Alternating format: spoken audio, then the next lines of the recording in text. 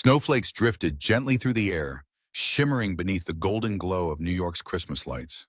The streets were alive with holiday cheer, families bundled in scarves and coats, couples laughing beneath strings of twinkling bulbs, children pointing excitedly at shop windows decorated with snowmen and reindeer.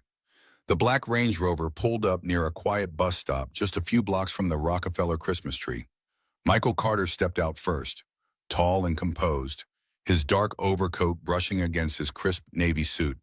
He extended his hand, and a little girl with curls the color of sunlight jumped down into the fresh layer of snow. "Stay close, sweetheart," he said gently, adjusting her white knit hat. "We'll go see the big tree, then head home for Coco." Okay, Daddy," Kelly beamed, holding his hand tightly. The city felt magical that night. Christmas Eve always did. But Michael's eyes were distant, as if the lights of the season could never quite reach him. It had been 2 years since he lost his wife. And though he tried his best to smile for Kelly, the hole in his chest never fully closed. They walked slowly past the glowing storefronts, Kelly chattering about Santa and how many cookies they should leave by the fireplace. But suddenly, she stopped. Her voice fell to a whisper. "Daddy, why is that lady sleeping there?" Michael turned to where Kelly was pointing, the old wooden bench at the edge of the bus stop. There, curled up beneath the flickering bus route sign, was a young woman. She looked barely 20. Her blonde hair was messy, tangled with flakes of snow. She wore a pale, worn-out sweater that barely reached her elbows. In her trembling arms, she held something close to her chest.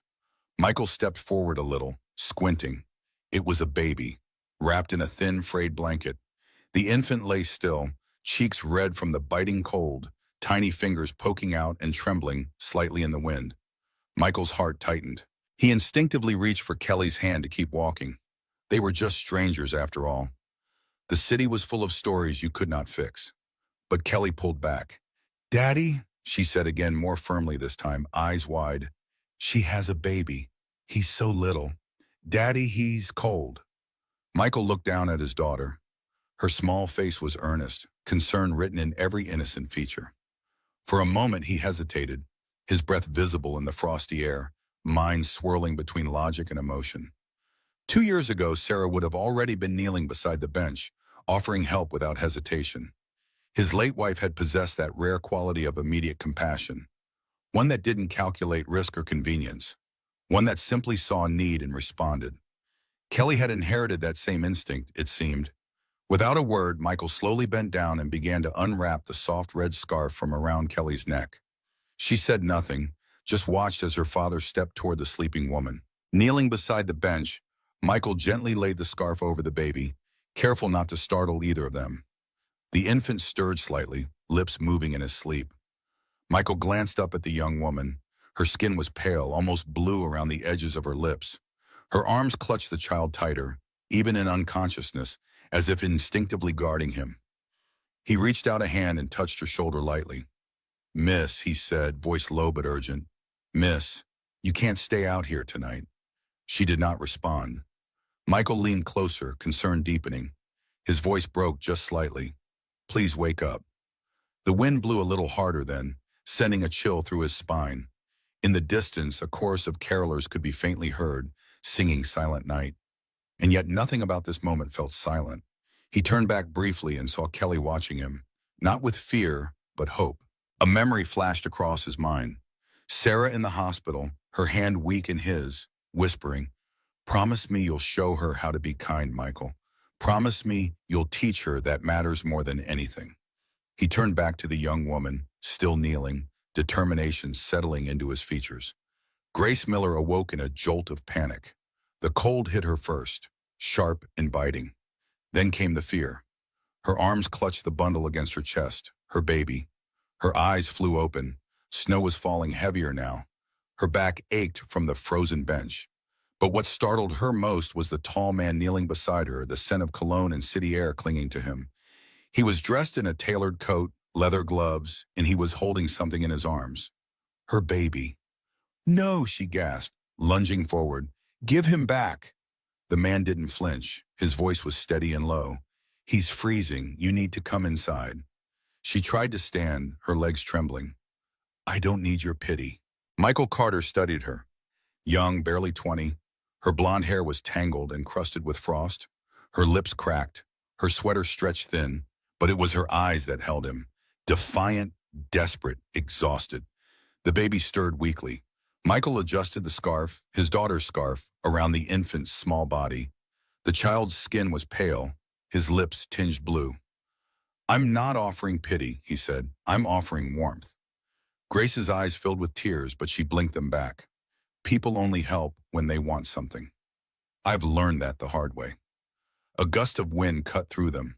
The baby let out a weak, wheezing cough, then another. Michael stood holding the baby tighter.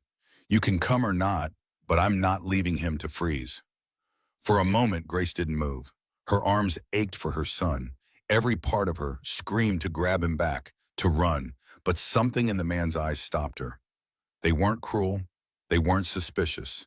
They were kind, kind like a father. She took a hesitant step. "His name is Noah," she whispered. Michael nodded. "I'm Michael. I have a hotel a few blocks from here. You can stay there tonight." She glanced at her soaked shoes, then back at her baby, swaddled in a scarf that wasn't his, held by a man she didn't know. But her feet moved. She followed. "A hotel?" Grace asked, her voice thin with suspicion. "What kind of hotel?" Michael looked over his shoulder as they walked toward the Range Rover where Kelly waited. "The kind I own," he said simply. "The Archer on 5th. My daughter and I will take you there, get you settled, make sure you and Noah have everything you need for tonight. No strings?" Grace stopped walking. "People always say that, no strings. But there are always strings." Michael turned to face her fully, snow gathering on his shoulders. "The only string," he said, "is that it's Christmas Eve, it's 20 degrees, and your son needs to be warm." "Nothing else," a small voice called from the Range Rover. "Daddy, is the baby coming with us?" Michael looked back at Kelly, then to Grace, his gaze steady. "That's up to his mother." Inside the Range Rover, the world felt surreal, warm, too quiet. Grace curled up in the back seat, watching every move as Michael adjusted Noah's blanket. A little girl peeked over the seat, watching her with wide, curious eyes. "She's so young," Grace murmured.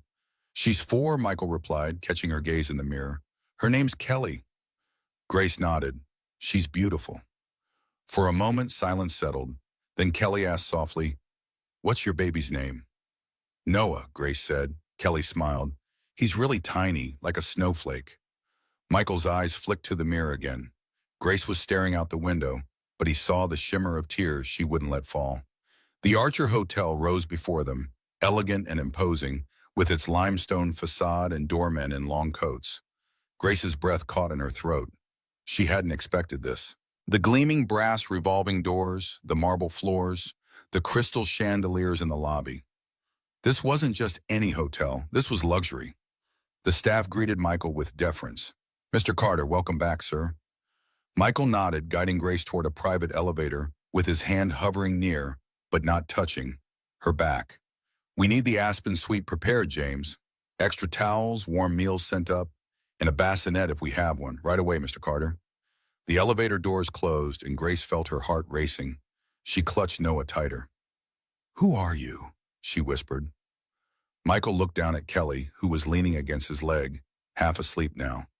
"Just someone who couldn't walk by," he said finally. The suite was warm and spacious, with plush furniture and windows overlooking the snowy city. Grace stood awkwardly in the center, afraid to touch anything, afraid this moment would dissolve.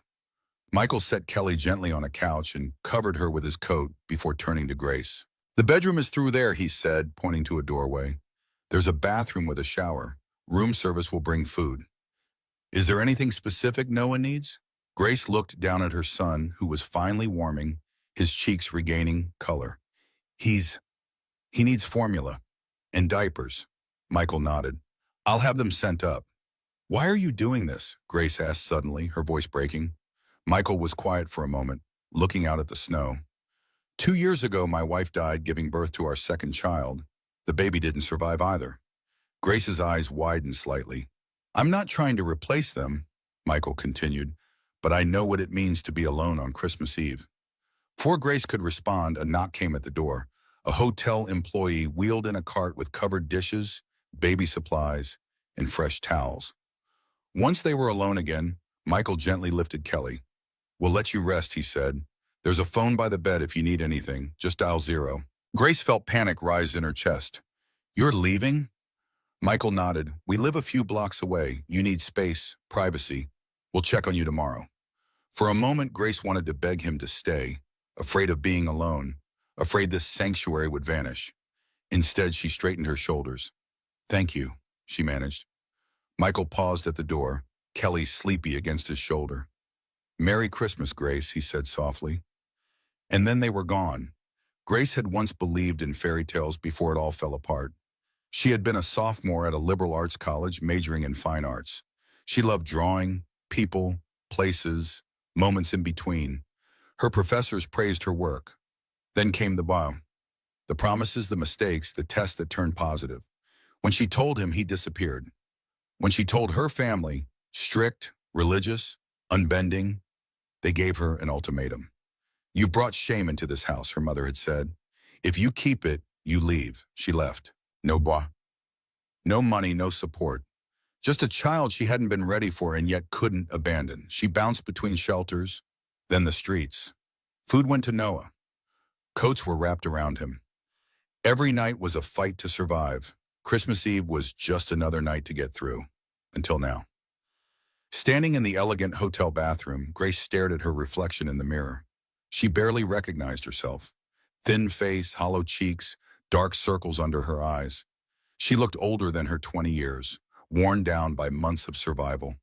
With trembling hands, she turned on the shower, letting the room fill with steam. For the first time in weeks, she set Noah down, placing him on a bed of towels just outside the shower door where she could see him. He slept peacefully now, his tiny chest rising and falling. The hot water felt like salvation, washing away the grime of the streets, the cold that had settled in her bones. She wept then, silently, letting the water mix with her tears, grateful that Noah couldn't see his mother break. After the shower, wrapped in a plush hotel robe, Grace sat on the edge of the bed, feeding Noah with the formula the hotel had provided. The warmth, the quiet, the safety. It felt dangerous to accept, dangerous to believe. When Noah finished eating, his eyes growing heavy again, Grace laid him in the center of the king-size bed, building a barrier of pillows around him. Then she curled beside him, one hand resting on his chest, afraid to fully fall asleep. But exhaustion won, and for the first time in months, Grace Miller slept deeply, without fear of what might come in the night. Christmas morning dawned clear and brilliant, sunlight reflecting off fresh snow. Grace woke disoriented, momentarily forgetting where she was. Then she felt the soft mattress beneath her, saw the elegant room around her, and remembered the man, Michael Carter, and his daughter with the golden curls. Noah stirred beside her, making small, hungry sounds. As she prepared his formula, a knock came at the door. Grace froze, suddenly aware of how vulnerable she was. She approached cautiously, peering through the peephole. A small face with blue eyes and blonde curls stared back, standing on tiptoes to reach the peephole. Grace opened the door slowly to find Kelly, clutching a gift bag with red tissue paper poking out the top. "Merry Christmas," Kelly announced. "I brought presents for Noah." Behind her stood a woman in her 60s, elegant and poised, with silver hair pulled into a neat bun. She wore a wool coat and a disapproving expression. "Miss Miller," the woman said stiffly. "I'm Mrs. Margaret Hill, the Carters' housekeeper." "I apologize for the intrusion." Miss Kelly insisted on delivering her gifts. Grace clutched her robe tighter, suddenly conscious of her appearance. It's okay," she said, stepping back to let them in. Kelly bounded into the room, heading straight for the bed where Noah lay. "Look how tiny his fingers are," she exclaimed in wonder. Mrs. Hill remained by the door, her sharp eyes taking in every detail of the suite, nodding the untouched food trays from the night before, the baby supplies, Grace's worn clothes draped over a chair. "Mr. Carter asked me to check if you needed anything," she said, her tone formal, but not unkind. Grace felt herself shrinking under the woman's gaze. "We're fine," she said quickly. "Please thank him for everything. We'll be out of your way soon." Mrs. Hill's expression softened slightly. "There's no rush, Miss Miller. The suite is paid through the week." Grace's eyes widened. A week in this luxury would cost more than she had seen in months. I can't accept that, she said automatically, Mrs. Hill looked at her for a long moment. Pride is a luxury of those who have options, Miss Miller. Sometimes acceptance is the braver choice. Before Grace could respond, Kelly called from the bed. Can Noah come see our tree? It's really big and has lights that change colors. Mrs. Hill sighed. Miss Kelly, I'm sure Miss Miller and her baby have plans. Grace looked at the little girl's hopeful face, then back to Mrs. Hill. Actually, we don't have plans, she said softly. Kelly's face lit up. So you'll come? Mrs. Hill's mouth formed a thin line. That would be Mr. Carter's decision, she said. As if summoned by his name, another knock came at the door. Mrs. Hill opened it to reveal Michael, dressed casually in a sweater and jeans, so different from his formal appearance the night before. I thought I might find you two here, he said, with a small smile, first to Mrs. Hill, then to Kelly. His eyes finally settled on Grace. Merry Christmas, he said warmly. Grace suddenly felt painfully aware of her situation. Standing in a borrowed robe in a hotel room she couldn't afford, with a man whose kindness she couldn't understand. I'm sorry about this, Michael said, gesturing to Kelly and Mrs. Hill. Kelly was determined to deliver her gifts. Daddy, Grace nodded. Can they come see our tree, please?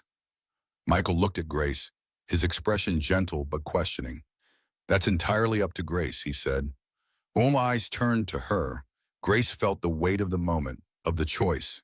She could retreat, protect herself and Noah from further involvement, from the inevitable disappointment when this fairy tale ended, or she could step forward, accept one more kindness, one more moment of warmth. She thought of the night ahead, alone in this beautiful room, and then the nights after that, back on the streets when the week was over. That would be nice, she heard herself say, if it's not too much trouble. Kelly clapped her hands in delight. Mrs. Hill's expression remained neutral, but her eyes held a warning that Grace understood perfectly. Don't get attached. Don't expect more. We live just a few blocks away, Michael said. Whenever you're ready.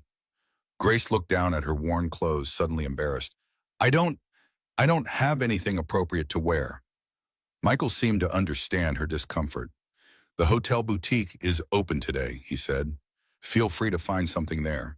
Just tell them to charge it to the Aspen Suite. I can't let you do that, Grace protested. Michael's expression was kind but firm. Consider it a Christmas gift. For both of you. An hour later, Grace stood in the hotel lobby, wearing new jeans, a soft cream sweater, and a warm coat. Noah was bundled in a new snowsuit, tiny mittens covering his hands.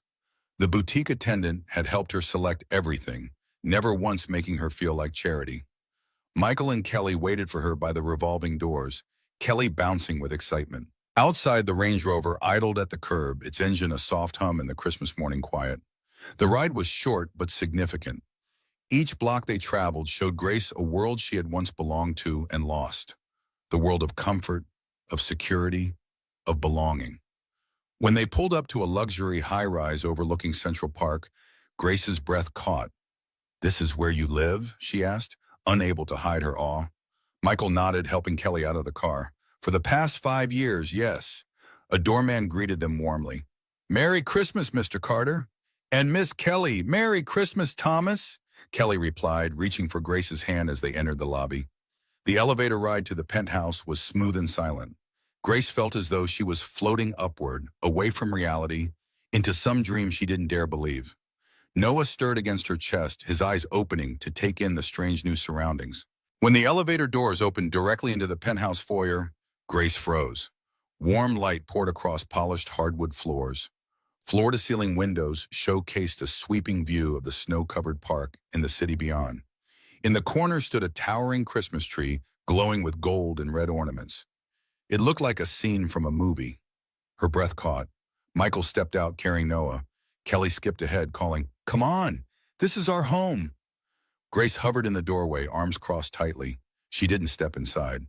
Michael noticed. You're safe here, he said gently. Something in his voice and the gentleness of his words broke through Grace's defenses. She stepped forward, into the warmth, into the light. The morning unfolded like a dream. Kelly showed Grace every ornament on the tree, explaining each one's history with the solemnness of a museum curator. Mrs. Hill prepared a Christmas breakfast of pancakes shaped like stars, crisp bacon, and fresh orange juice. Michael moved through it all with quiet grace, attentive but not hovering. After breakfast, they gathered in the living room where presents waited under the tree. "Santa came," Kelly exclaimed, eyes wide with wonder. Grace sat on the edge of a plush armchair, Noah sleeping peacefully in her arms, watching as Kelly tore through colorful packages. Each gift was met with genuine delight. Books, choice, a child-sized easel with paints. Grace's heart ached with a bittersweet mix of joy for Kelly and sorrow for what Noah might never have. As if reading her thoughts, Michael appeared beside her, holding a small wrapped package. "This is for Noah," he said softly, "and there was something for you too." Grace stared at the package, unable to speak. Her fingers trembled as she took it, carefully balancing Noah in one arm. Inside was a tiny silver rattle, elegant and simple. "It was Kelly's when she was a baby," Michael explained. "I thought Noah might like it." Grace felt tears threatening again, but she held them back. "Thank you," she managed. Michael nodded toward another package on a side table. "That one's yours if you'd like to open it." Curious, Grace rose and went to the table. The package was flat and rectangular, wrapped in simple silver paper. With care, she unwrapped it, revealing a leather-bound sketchbook and a set of professional drawing pencils. She looked up at Michael in surprise. "Kelly mentioned you were an art student," he explained. "I thought you might like to draw again." Grace ran her fingers over the smooth leather cover, the high-quality paper within. It had been so long since she'd held proper art supplies, so long since she'd allowed herself to create rather than simply survive. For the first time since entering the penthouse, she smiled, a real smile that reached her eyes. "Thank you," she said, and this time her voice was steady. The day continued with quiet moments, Kelly showing Grace her room, her toys, her books, Michael preparing hot chocolate with tiny marshmallows, Mrs. Hill moving efficiently through it all, her initial stiffness gradually softening as she watched Grace gently care for Noah, never asking for anything, expressing gratitude for every small kindness. As afternoon shadows lengthened across the snow-covered park, Grace found herself alone with Michael in the kitchen, while Kelly napped and Noah slept in a makeshift bassinet fashioned from a drawer and soft blankets. "You have a beautiful home," Grace said, breaking the comfortable silence. "And a beautiful family." Michael smiled, though it didn't quite reach his eyes. "Thank you. It's been just Kelly and me for 2 years now." Grace hesitated, then asked, "Your wife?" Michael nodded, looking out at the park. "Sarah. She died in childbirth. There were complications. We lost both her and the baby." "I'm so sorry," Grace whispered. Michael turned to her, his gaze direct but gentle. "And you? How did you end up on that bench?" Grace looked down at her hands, at the pencil she'd been holding from the set he'd given her. For a moment, she considered deflecting, offering the simplified version of her story, but something about his honesty, his willingness to share his own pain, made her brave. "I was a sophomore at Parsons, fine arts major. I had a scholarship. Then I got pregnant, and everything fell apart." She told him everything: the boyfriend who vanished, the parents who chose their reputation over their daughter, the months of shelters and street corners, of protecting Noah at all costs. Michael listened without interruption, his face a study in compassion without pity. When she finished, he simply said, "You're incredibly brave, Grace." She shook her head. Brave would have been finding a way to make it work.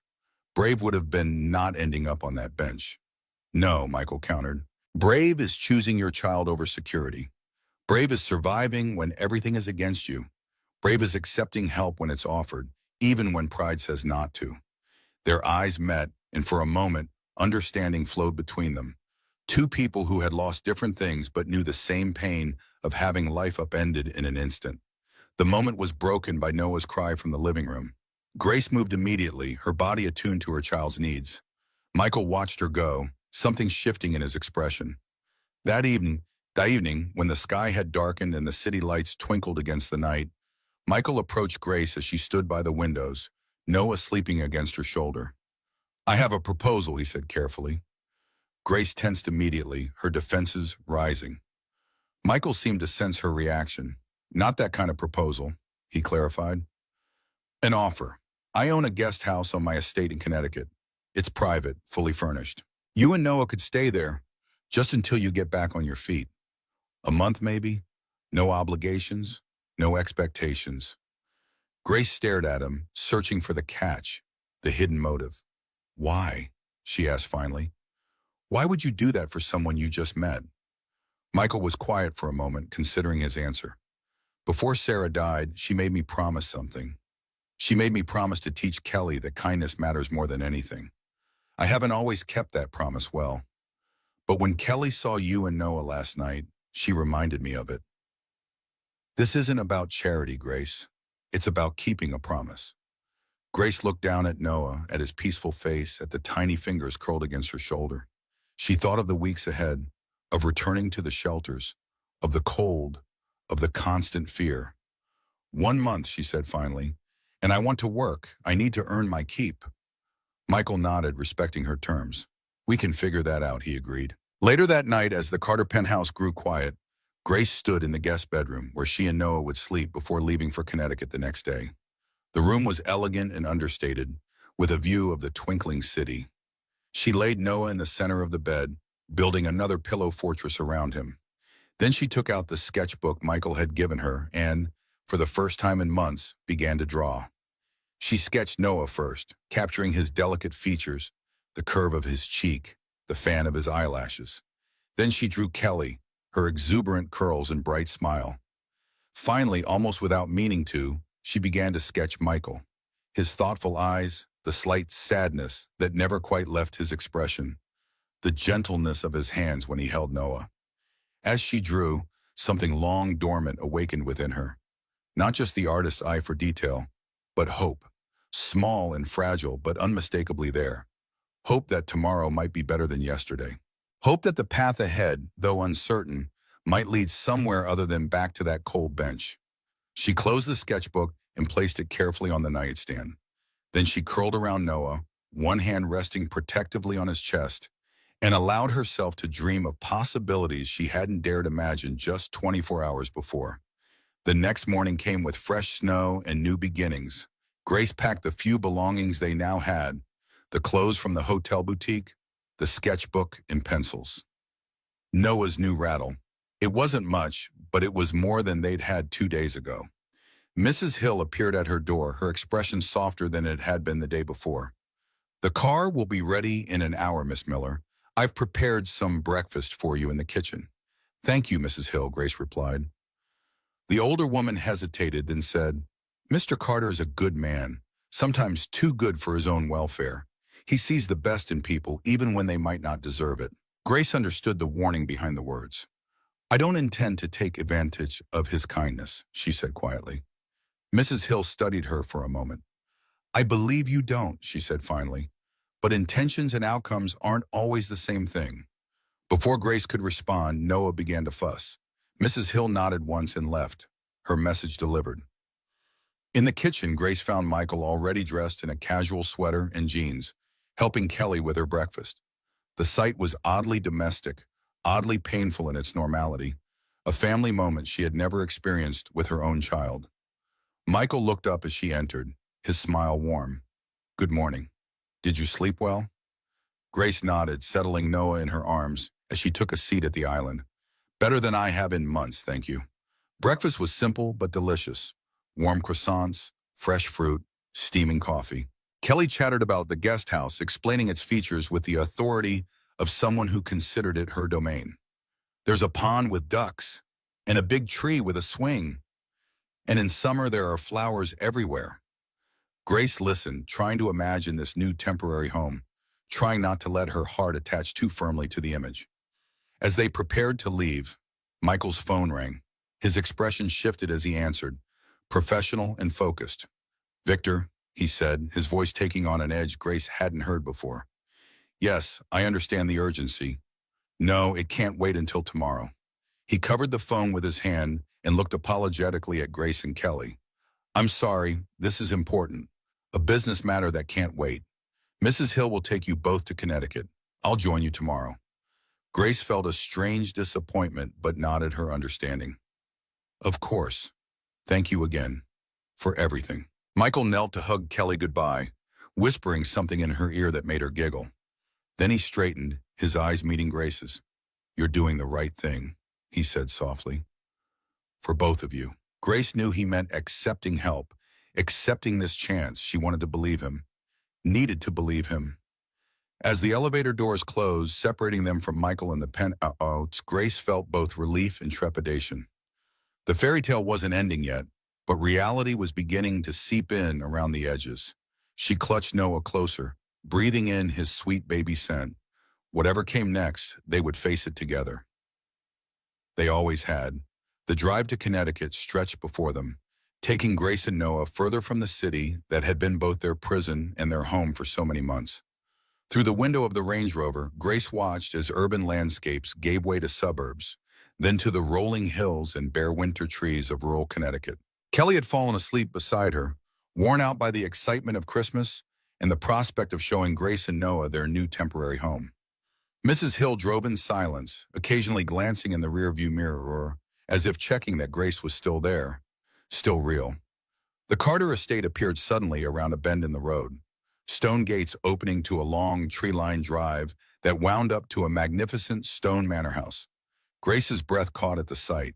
This wasn't just wealth. This was generational prosperity, the kind she had only ever seen in films. Mrs. Hill didn't drive to the main house, however. She followed a smaller path that branched from the main drive, leading through a stand of bare maple trees to a clearing where a charming two-story cottage stood. It was smaller than the manor, but still substantial, a stone and timber structure with large windows and a wraparound porch. This is the guest house, Mrs. Hill explained, parking in front. It was originally the caretaker's cottage. Mr. Carter had it renovated a few years ago. Grace stepped out of the car, Noah bundled against her chest and stared at what would be their home for the next month. It was more beautiful than anything she could have imagined. Rustic but elegant, welcoming and solid. Kelly woke with the stopping of the car and immediately scrambled out, eager to be the tour guide. Come see, Grace. Come see inside. The interior was even more charming. An open floor plan with a large stone fireplace dominating one wall, comfortable furniture in soft neutrals, a kitchen with gleaming appliances. Upstairs were 2 bedrooms and a bathroom with a clawfoot tub. Everything spoke of thoughtful design, of creating a space that felt like home. Mrs. Hill moved efficiently through the rooms, turning on lights, adjusting thermostats, pointing out where things were stored. There's food in the refrigerator and pantry, she explained. Linens in the closet upstairs. The phone connects directly to the main house if you need anything. Grace stood in the center of the living room, overwhelmed. This place, this beautiful warm place, would be theirs for a whole month. A sanctuary, a reprieve. Thank you, she whispered. Mrs. Hill's expression softened slightly. Mr. Carter asked me to make sure you and the baby had everything you needed. Is there anything else? Grace looked around at the comfort, the security, the beauty. No, she said softly. This is more than enough. That evening, after Mrs. Hill and Kelly had returned to the main house, after Noah had been fed and bathed in the deep sink of the cottage kitchen, after darkness had fallen over the estate, Grace stood at the windows looking out at the night. The moon cast silver light across the snowy grounds, illuminating the bare branches of trees, the gentle slope of hills, the distant silhouette of the main house. It was peaceful in a way the city never was, quiet in a way that made her heart ache. She thought of Michael Carter, of his kindness, his gentle eyes, the sadness that seemed to live just beneath his smile. She thought of Kelly, bright and innocent, reaching for Noah with such natural affection. She thought of the path that had led her here, to this moment, to this place. A month, she reminded herself, just a month to rebuild, to plan, to find a way forward that didn't lead back to that cold bench. With Noah sleeping soundly in a proper crib for the first time in his life, Grace returned to her sketchbook. As pencil met paper, as lines formed into shapes, shapes into images, she felt something long dormant stirring within her. Not just the artist's skill, but the artist's hope. The belief that beauty could be created even from pain, that something meaningful could emerge from the broken pieces of a life. She drew until her eyes grew heavy, until the fire in the grate burned down to embers, until the moon had traveled halfway across the night sky. She drew the cottage, the trees, the moon on snow. She drew Noah sleeping peacefully, his tiny face relaxed in dreams. She drew hands, her own, weathered by months of hardship, Noah's, perfect and new, and from memory, Michael's, strong and gentle as they cradled her son. Finally, she drew herself, not as she was now, thin and wary, but as she might be, could be someday. Standing tall, Noah in her arms, facing forward into light. When she finally closed the sketchbook and made her way upstairs to bed, Grace felt something she hadn't felt in a very long time. The quiet certainty that tomorrow would come and that it might bring something other than struggle. For the first time since Noah was born, Grace Miller fell asleep with hope. Grace Miller woke to sunlight streaming through unfamiliar windows. For a moment, panic seized her. Where was she? Where was Noah? Then reality returned. The cottage, the Carters, the unexpected sanctuary that had appeared when she needed it most. She listened for Noah and heard his soft morning sounds from the crib nearby. Her son was awake but content, exploring his tiny hands in the gentle morning light. The cottage looked different in daylight, warmer somehow, more real. The polished wood floors gleamed, the stone fireplace stood solid and reassuring, and through the windows she could see the snow-covered grounds of the Carter estate stretching toward distant trees. This place existed outside the harsh world she'd known, like stepping into a painting of how life could be. Grace patted across to Noah, lifting him into her arms, breathing in his sweet scent. "Good morning, little one," she whispered against his downy head. "What do you think of our new temporary home?" Noah's response was a gurgle and a wave of his tiny fist. Grace smiled, a real smile that felt strange on her face after so many months of carefully maintained stoicism. Downstairs, Grace found the kitchen fully stocked, as Mrs. Hill had promised. Fresh milk, eggs, bread, fruit, coffee.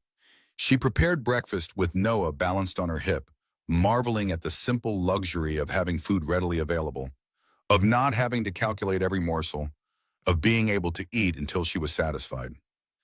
As she ate, Noah content in her lap, Grace's mind turned to Michael's offer from yesterday. 1 month in this cottage, 1 month to rebuild, 1 month to find her way forward. But he had also agreed that she should work, should earn her keep. Grace's pride demanded that she couldn't simply accept charity, even from someone as kind as Michael Carter. A knock at the door interrupted her thoughts. She opened it to find Kelly bouncing on the porch, bundled in a pink snowsuit, Mrs. Hill standing behind her with a resigned expression. "Can Grace come play in the snow?" Kelly asked Mrs. Hill for the dozenth time. "That's up to Miss Miller," Mrs. Hill replied, her tone softening slightly when she saw Grace with Noah in her arms. "Good morning, I trust you slept well?" Grace nodded, stepping back to invite them in from the cold. "Very well, thank you. Everything is perfect." Mrs. Hill's lips thinned in what might have been a smile. "Mr. Carter called this morning. His business in the city is taking longer than expected. He asked me to ensure you're settling in." Kelly tugged at Grace's sweater. "Can we show Noah the pond? It's frozen over and looks like magic." Grace looked down at the eager child, then at Mrs. Hill, uncertain of the protocol. Mrs. Hill seemed to understand her hesitation. "The estate is quite safe, Miss Miller. You're welcome to explore the grounds. Just stay within sight of either house." Grace felt a strange mix of relief and disappointment at the news of Michael's delayed arrival. Relief because his presence unsettled her in ways she wasn't ready to examine. And disappointment because what? Because she wanted to thank him again? Because Kelly clearly missed her father? Because the cottage, for all its charm, felt somehow incomplete without him? "Let me bundle Noah up," she told Kelly. "Then we can go see your magical pond." The morning unfolded in a series of small, perfect moments that Grace tucked away in her memory like treasures. Kelly leading her through snowy paths, explaining the estate's geography with a child's absolute authority. Noah's wide eyes taking in the bright winter world. The frozen pond, silvery and still, beneath bare willow branches. Kelly's delight when a family of deer appeared at the forest's edge, watching them curiously before bounding away. For a few hours, Grace allowed herself to forget the streets, forget the shelters, forget the uncertainty that waited beyond this month-long reprieve. She let herself be simply a young woman enjoying a winter morning with two children, one hers by birth, one hers for the moment through some strange twist of fate. When they returned to the cottage, cheeks flushed with cold, Mrs. Hill had prepared lunch, warm soup and fresh bread that filled the small house with comforting aromas. To Grace's surprise, the older woman joined them at the table, her usual formalities softening just slightly. "You have a way with Miss Kelly," Mrs. Hill observed, watching as the child carefully fed herself without spilling. "She's not usually so composed." Grace smiled, adjusting Noah in her arms as she fed him his bottle. "She's a wonderful girl, very thoughtful." Mrs. Hill nodded, something unreadable crossing her expression. "She's had a difficult time since her mother passed. Mr. Carter has done his best, but—" The sentence hung unfinished, but Grace understood. The absence of a mother left a particular kind of hole, one that even the most devoted father couldn't quite fill. After lunch, Kelly reluctantly returned to the main house with Mrs. Hill for her afternoon nap. Grace stood on the porch watching them go, feeling an unexpected emptiness once they disappeared from view. The cottage seemed suddenly quiet, almost too quiet. With Noah settled for his own nap, Grace took out her sketchbook and began to draw. The images flowed more freely now. The pond, the deer, Kelly's bright face as she pointed out a cardinal against the snow. Her fingers remembered their old skill. Her eyes found the details that made each scene unique. For the first time in months, Grace lost herself in creation rather than survival. Later that afternoon, a different knock came at the door, firmer, more authoritative. Grace opened it to find a man in a crisp suit standing on the porch, his expression coolly professional. "Miss Miller, I'm Jason Evans, Mr. Carter's assistant. He asked me to deliver these to you." He held out a sleek laptop and a folder of papers. Grace took them hesitantly. "Thank you, but I'm not sure I understand. Mr. Carter mentioned you were interested in working during your stay. He thought these might help." The folder contains information about remote positions with Carter Investments, administrative support, data entry, basic graphic design, jobs that could be done from here. The computer is for your use if you decide to pursue any of them. Grace stared at the items in her hands, a complex emotion rising in her chest. This wasn't charity.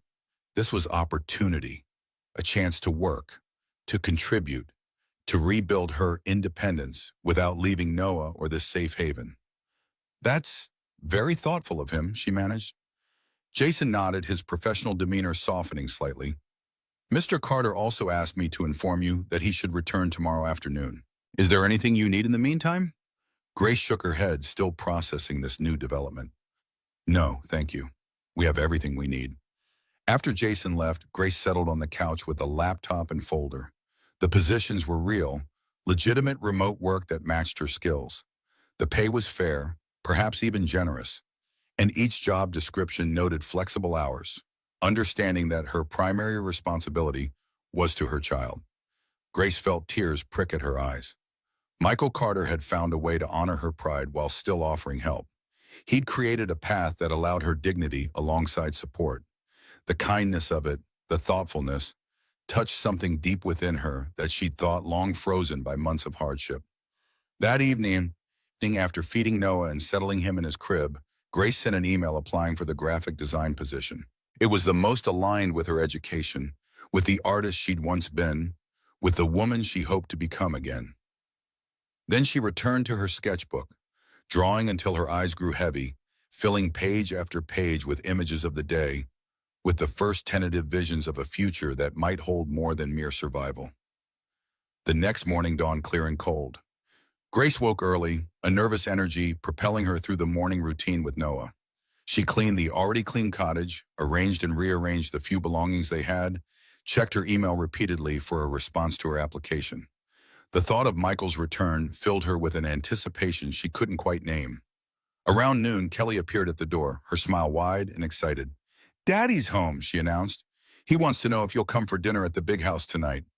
Grace felt her heart skip. From surprise, she told herself, nothing more. "That would be lovely," she replied, trying to keep her voice casual for Kelly's sake. "What time should we come?" 6 o'clock, Kelly declared. "And Daddy says to bring your drawings. He wants to see them."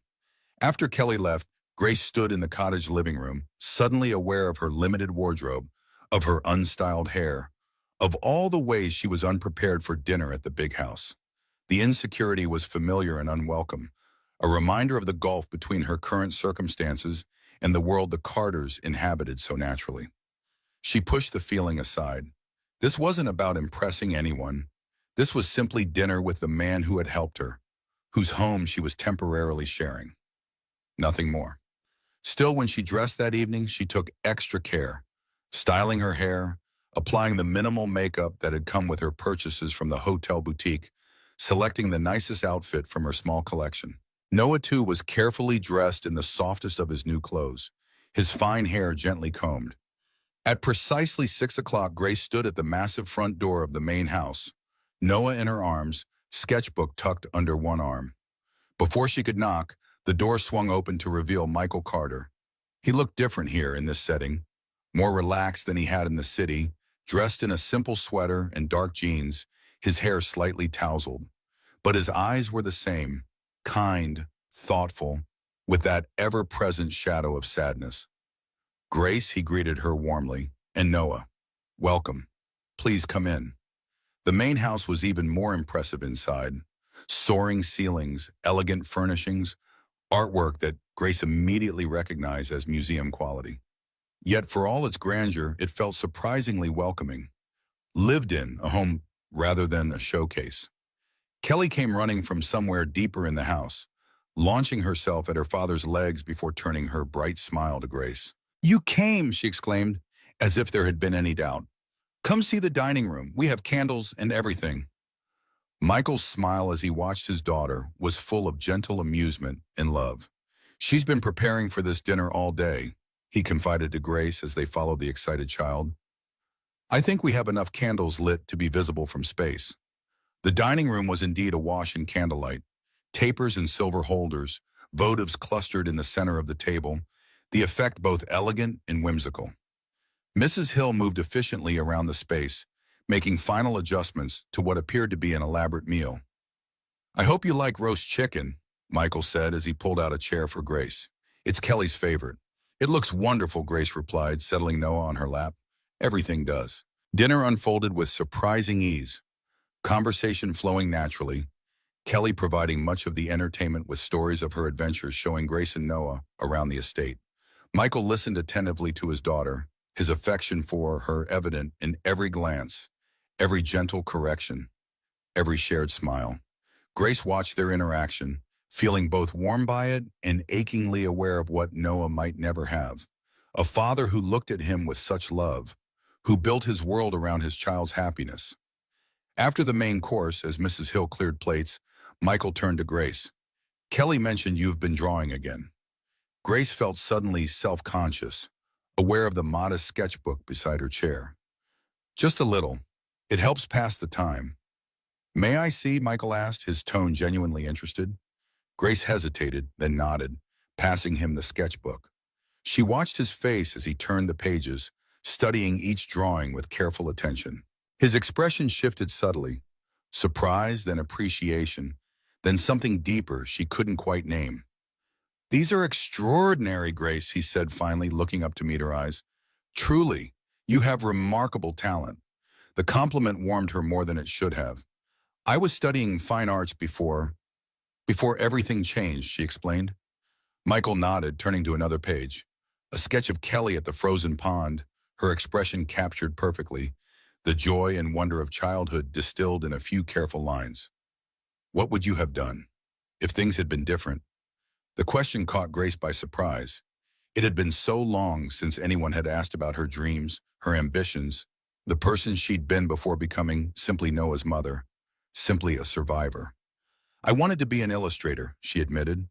"Children's books, maybe, or magazines. I loved capturing moments, telling stories through images."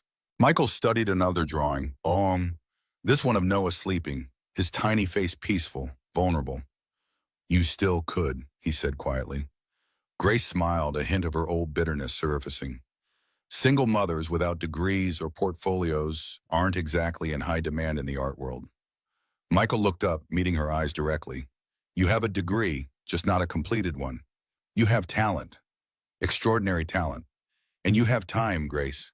A month here to build a portfolio, to apply to finish your degree, to find your path back. His words held such certainty, such conviction, that for a moment Grace allowed herself to believe them, to imagine that future, her and Noah, stable, secure, her creating art that mattered, him growing up proud of his mother, rather than ashamed of their circumstances.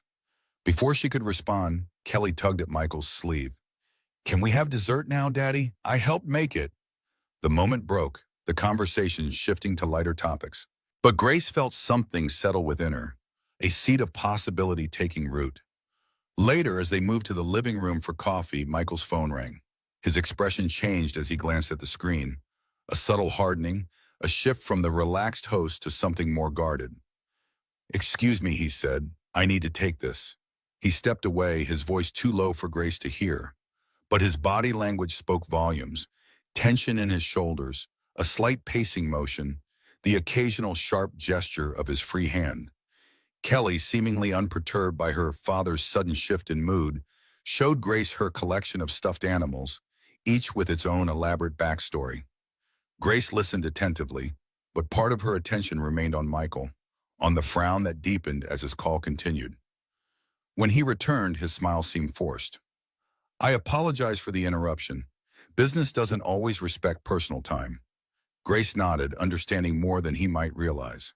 Before Noah, before homelessness, she'd had ambitions too, goals, a future mapped out that had nothing to do with survival and everything to do with dreams.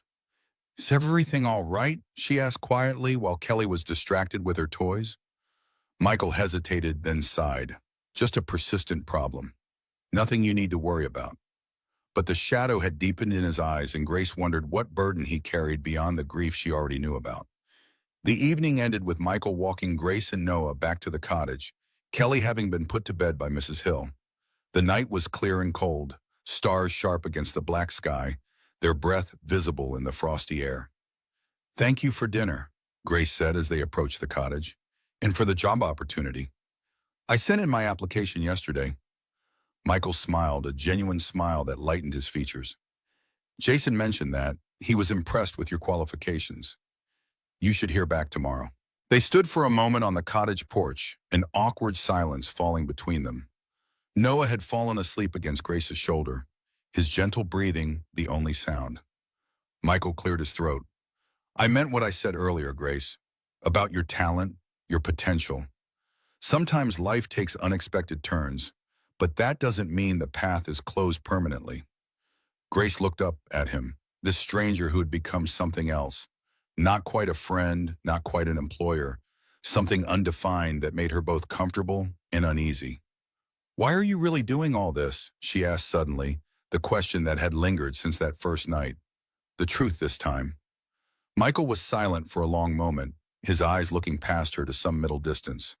When Sarah died, he began finally, I was lost, functioning but not living, going through motions for Kelly's sake, but hollow inside. Then Christmas Eve, I saw you and Noah, and he paused, gathering his thoughts. It wasn't pity, Grace, it was recognition of someone else who had lost their path, who was fighting to survive, to protect what mattered most. And for the first time since Sarah, I felt something other than numbness. I felt like I could help, could make a difference. It was selfish in a way. Helping you and Noah helped me remember who I wanted to be. The honesty of his answer caught Grace off guard. She had expected platitudes, expected generosity framed as virtue. This admission of mutual need, of finding purpose in their chance encounter, it felt more genuine, more human than any explanation she'd imagined. Well, she said softly, I think we're helping each other then. Michael's smile reached his eyes this time. I think we are. As he turned to leave, he added, Oh, and Grace, congratulations on the job. Jason was going to call you tomorrow, but I think you deserve to know tonight. You start Monday, if that works for you.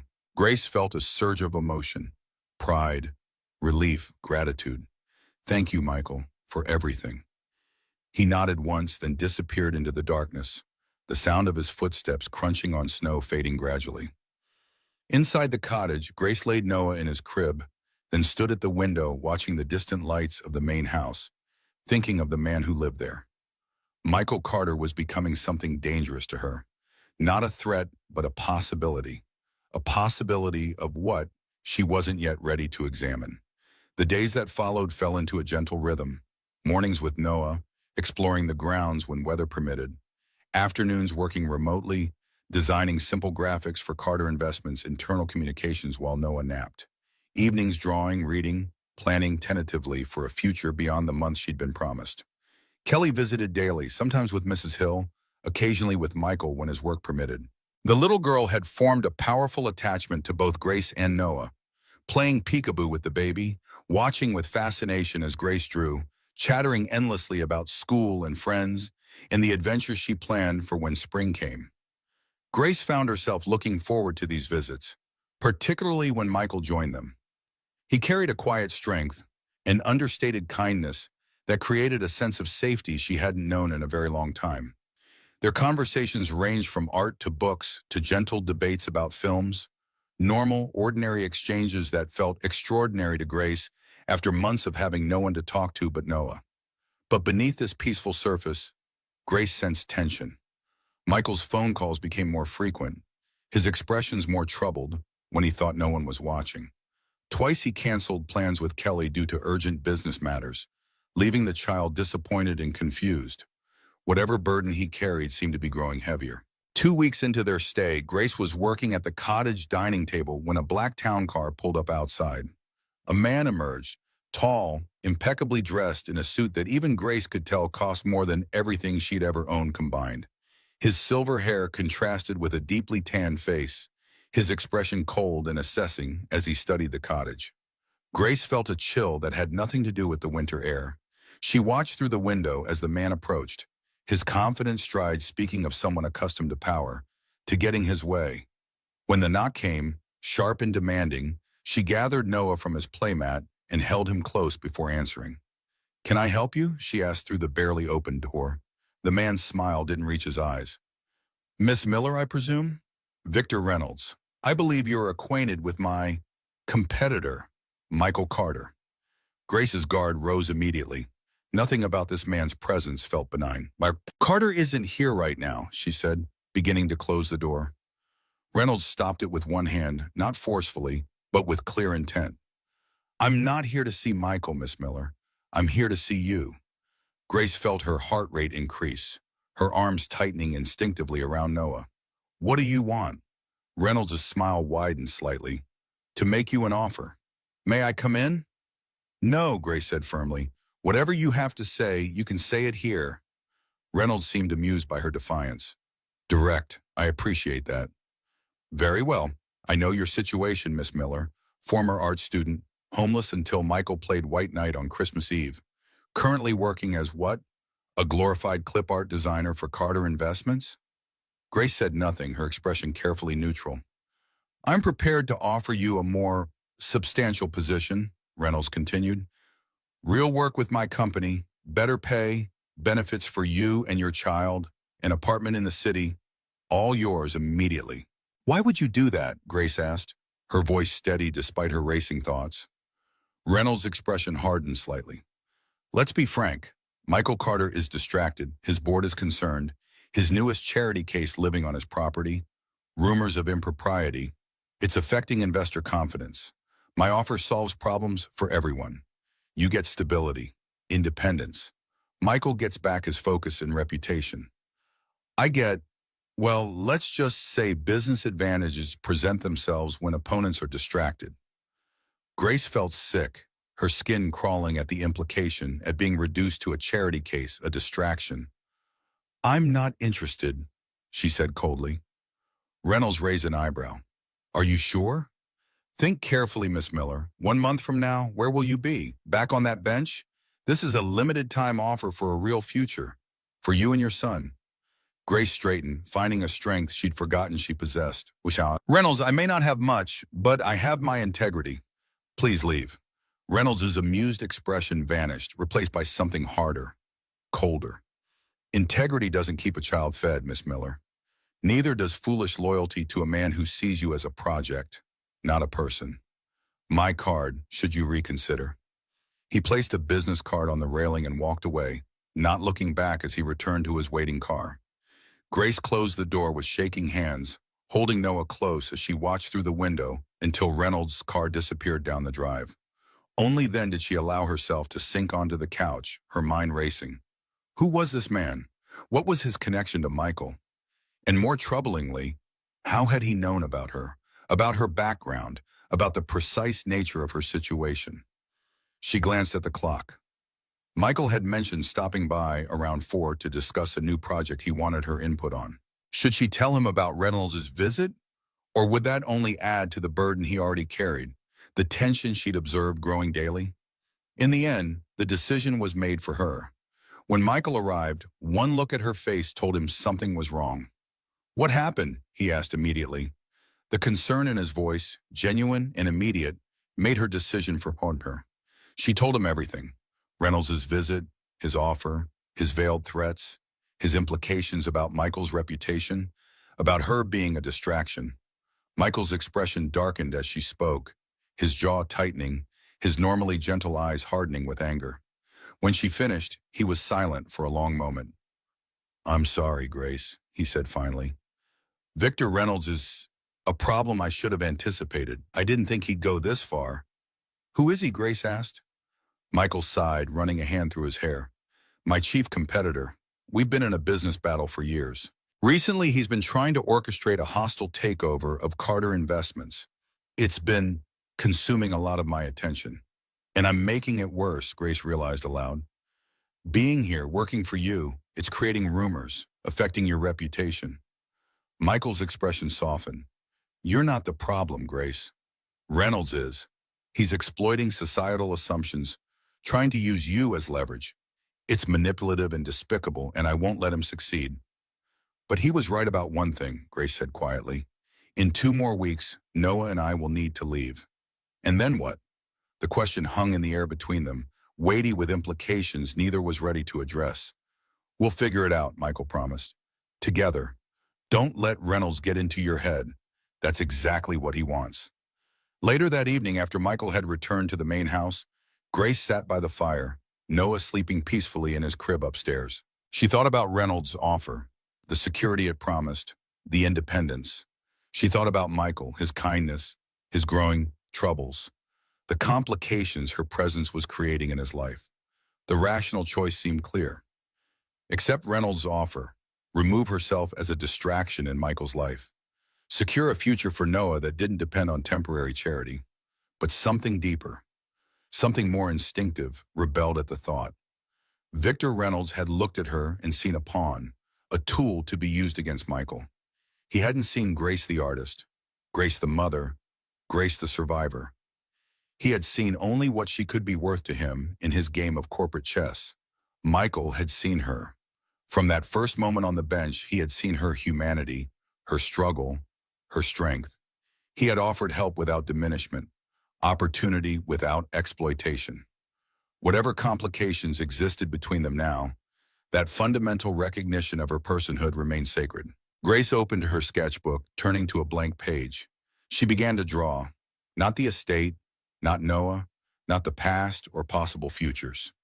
She drew Michael as she had seen him earlier that day, righteous anger in defense of her dignity, determination to protect her from Reynolds' manipulation, absolute certainty that she was worth defending. The drawing took shape beneath her fingers, strength and vulnerability perfectly balanced, the complexity of a man carrying burdens she was only beginning to understand. When she finished, Grace studied the image, suddenly aware of what it revealed, not just about Michael, but about herself, about the feelings that had been growing, quietly but persistently, since that Christmas Eve when their lives had intersected. She closed the sketchbook quickly, as if shutting away a truth she wasn't ready to face. But the knowledge remained, hovering at the edges of her consciousness, impossible to fully ignore. Grace Miller was falling in love with Michael Carter, and nothing could be more dangerous to the fragile security she had found. The next morning brought heavy snow and a call from Mrs. Hill. Michael had been called back to the city unexpectedly. An emergency board meeting, something to do with Reynolds' latest maneuver. He would be gone for at least 2 days. The news should have brought relief, time to sort through her confused feelings, to rebuild her emotional defenses. Instead, Grace felt a hollow disappointment that she couldn't justify even to herself. Kelly, deprived of her father's company and school due to the snowstorm, appeared at the cottage shortly after breakfast, hopeful for companionship. Grace welcomed her, grateful for the distraction from her thoughts. They spent the morning baking cookies, making snow angels outside the cottage, reading stories by the fire. Kelly's bright presence filled the cottage with laughter, with normalcy, with the simple joy of childhood that Grace had feared Noah might never experience.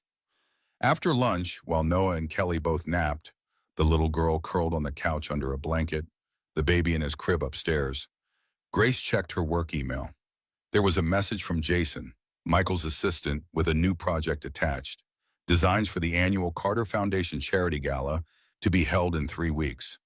Grace opened the attached brief, reading through the requirements. It was a significant project, far beyond the simple internal graphics she'd been creating.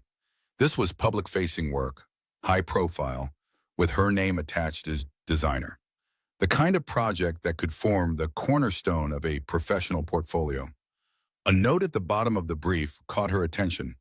Mr. Carter specifically requested your involvement in this project, citing your exceptional artistic sensibility.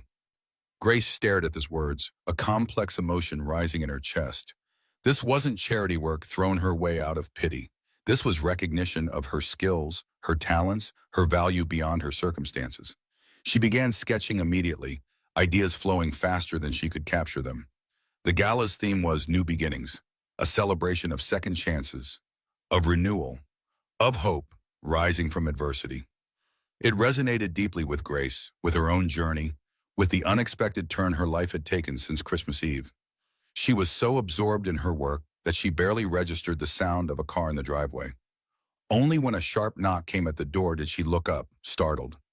Setting aside her sketchbook, she moved to answer, expecting perhaps Mrs. Hill checking on them.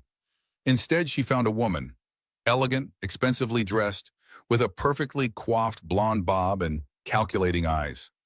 Beside her stood a man with a professional camera, his expression bored but attentive. Grace felt her stomach drop. Something about the woman's smile, predatory, triumphant, sent warning signals racing through her mind. Grace Miller? The woman asked, though her tone suggested she already knew the answer. Vanessa Winters, New York social scene. I was hoping for a quick interview about your arrangement with Michael Carter. Grace began to close the door, but the woman's next words stopped her. I should mention we already have photos of you and the Carter child. Quite cozy making cookies this morning, were you? Playing happy families? Grace felt a cold fear grip her chest. Kelly, they had photographs of Kelly. You need to leave, Grace said, her voice low but firm. Now the woman's smile widened. Or what? You'll call security? The police? And tell them what? That journalists are investigating why a homeless woman and her baby are living on Michael Carter's estate. That would make an even better story, don't you think? Behind Grace, a small voice called out sleepily. Grace? Who's at the door? Kelly had woken from her nap, was padding toward the door in sock feet, rubbing her eyes.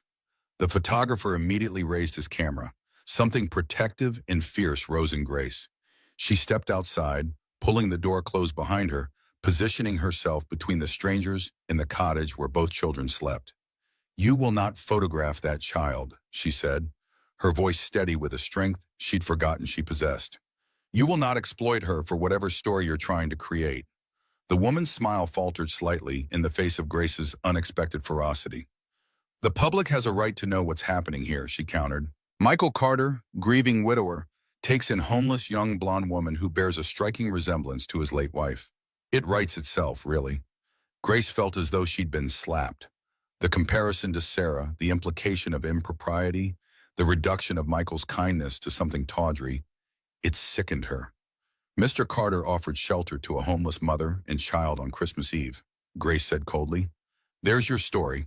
Now leave before I call the police for trespassing and harassment of a minor. The photographer lowered his camera slightly, looking uncertain, but the woman pressed on. Reynolds Investments is very interested in the impact your presence is having on Carter's business decisions. They've offered quite a substantial fee for an exclusive. And there it was, the connection to Victor Reynolds, the manipulation laid bare. "Get off this property," Grace said, her voice like steel. "Now." Perhaps sensing she would get nothing useful. The woman shrugged. "We have what we need anyway. Look for the article next week. Carter's Christmas charity case. Compassion or calculated distraction." Catchy, don't you think? They turned to leave, the woman's heels clicking on the frozen driveway as they returned to their car. Grace watched until they drove away, her heart pounding, her mind racing. When she returned inside, Kelly was sitting on the couch, confusion on her small face. "Who were those people, Grace?" "Just lost travelers looking for directions," Grace lied, hating the deception but unwilling to frighten the child. "Let's check on Noah, shall we? Then maybe we can finish our cookies." That evening, after Mrs. Hill had collected Kelly for dinner at the main house, Grace paced the cottage living room, Noah watching from his playmat. She needed to tell Michael about the reporters, about the threatened article, about Reynolds' apparent connection to the press invasion. But calling him during his emergency board meeting seemed irresponsible, potentially damaging.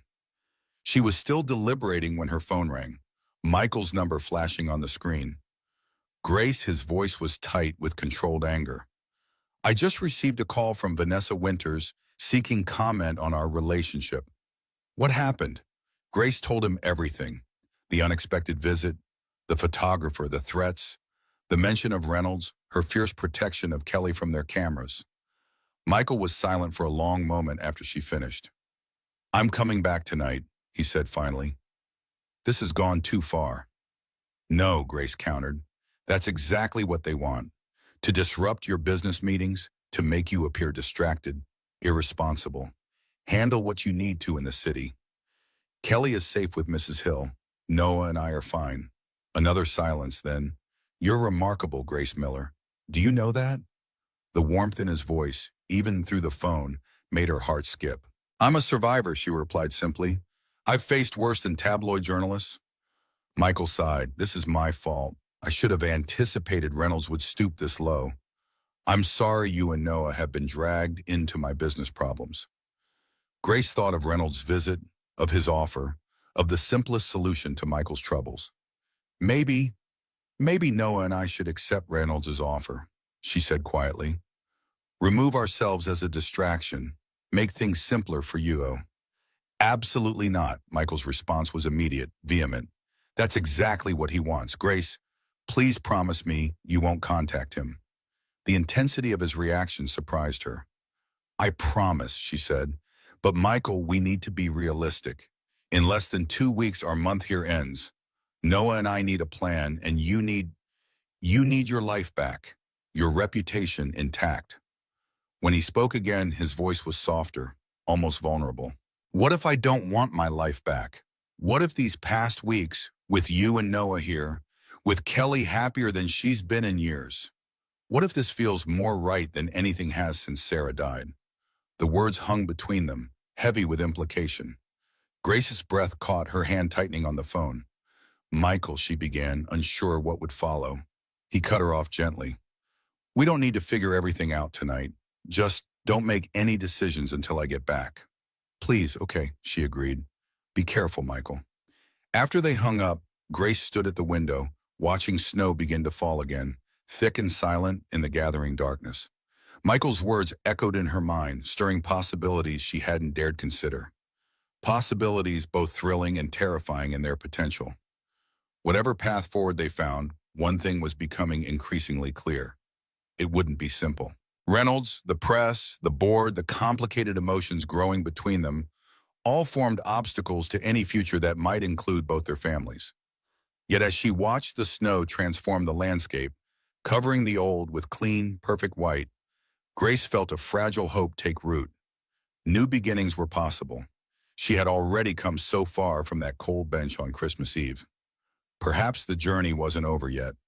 Later that night, as Grace sketched designs for the charity gala, her phone chimed with an email notification. The sender was unfamiliar, but the subject line made her blood run cold. "Preliminary copy for review. Carter's Christmas charity case." With trembling fingers, she opened the email to find the draft article Vanessa Winters planned to publish, sent anonymously from what appeared to be a staff account at the magazine. The content was even worse than Grace had feared. Innuendos about her relationship with Michael, speculation about her resemblance to his late wife, questions about his judgment, his stability, his fitness to lead his company. Accompanying the text were photographs. Grace and Kelly making cookies, viewed through the cottage window. Grace standing protectively on the porch. And most disturbing, a much older photo that must have been taken during her time on the streets, showing her and Noah huddled on the bench where Michael had found them.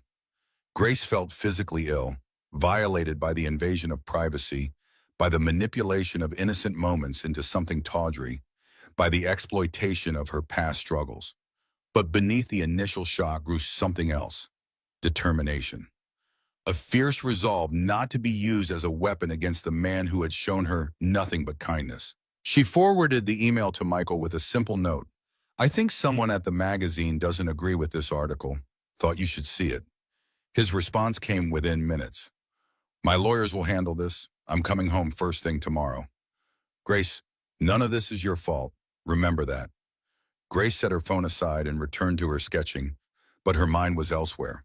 On Michael, on the battle he was fighting, on her unwitting role in it all, on the feelings that had grown between them, complicated now by external threats, by public scrutiny. Whatever came next, she knew one thing with certainty. She would not be Victor Reynolds' pawn. She would not allow her story, her struggles, her relationship with the Carters to be weaponized for corporate gain. She had survived worse than this. She would survive it still, with her dignity intact. As midnight approached, Grace put away her sketchbook and checked on Noah, sleeping peacefully in his crib. She brushed a gentle finger across his cheek, this child who had been both her greatest challenge and her greatest strength. "For you," she whispered, "whatever comes, whatever it paras, I will build us a future worthy of you." Outside, snow continued to fall, transforming the world in silence, covering the old, making way for the new. Grace watched it for a long time, finding in its quiet persistence a reflection of her own journey. From darkness toward light, from isolation toward connection, from mere survival toward the possibility of truly living again. Grace paced the cottage living room, phone pressed to her ear, heart pounding as she waited for Michael's voice. She had tried to focus on her work all morning, but her thoughts kept returning to the boardroom in New York where Michael's professional fate was being decided. Noah played contentedly on his blanket, unaware of the tension in his mother's body, the way her eyes kept darting to the clock, to the driveway, to her silent phone. When it finally rang, Michael's name appearing on the screen, Grace nearly dropped it in her haste to answer. "Michael?" Her voice betrayed her anxiety. "What happened?" The line was silent for a moment that stretched into eternity. Then Michael's voice came through, strained but steady. "They voted against Reynolds' offer.